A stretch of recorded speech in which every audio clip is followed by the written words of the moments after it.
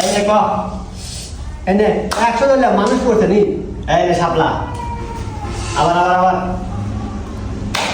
নে ক এনে 200 ধরলাম এবার মানুষ শাপলা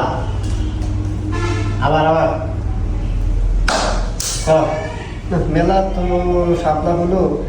মানুষই পড়লো এনে আবারও 200 মানুষ শাপলা ক কি বললো